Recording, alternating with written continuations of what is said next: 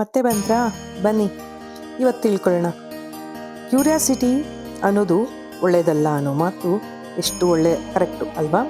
ಜ್ಞಾನ, ಬುದ್ಧಿವಂತಿಕೆ ಹಾಗೂ ತರ್ಕ ಮೂರೂ ಕೂಡ ನಮಗಿರಬೇಕು, ಗೊತ್ತಿರಬೇಕು.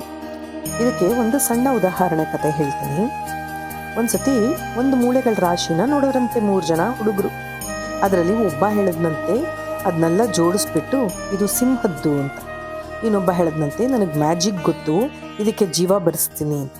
3ನೇವನು ಹೇಳಿದ್ನಂತೆ ಇದಕ್ಕೆ ಜೀವ ಬರೆಸಿದ ಮೇಲೆ ಅದು ನಮ್ಮನ್ನ ಸುಮ್ಮನೆ ಬಿಡುತ್ತಾ ಅಂತ. ಸರಿ, ಹಾಗಾದರೆ ಬೇಡಪ್ಪ ಅಂತ ಹೊರಟೋದ್ರಂತೆ.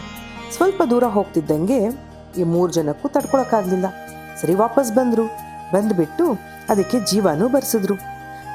ಸಿಂಹ ಜೀವ ಬಂದಮೇಲೆ ಸುಮ್ಮನೆ ಬಿಡುತ್ತಾ? ಅದಕ್ಕೆ ಹೇಳೋದು, ಜ್ಞಾನ, ಬುದ್ಧಿವಂತಿಕೆ ಜೊತೆಗೆ ತರ್ಕ ಗೊತ್ತಿರಬೇಕು, ಆದರೆ ಕ್ಯೂರಿಯಾಸಿಟಿ ಒಳ್ಳೆಯದಲ್ಲ.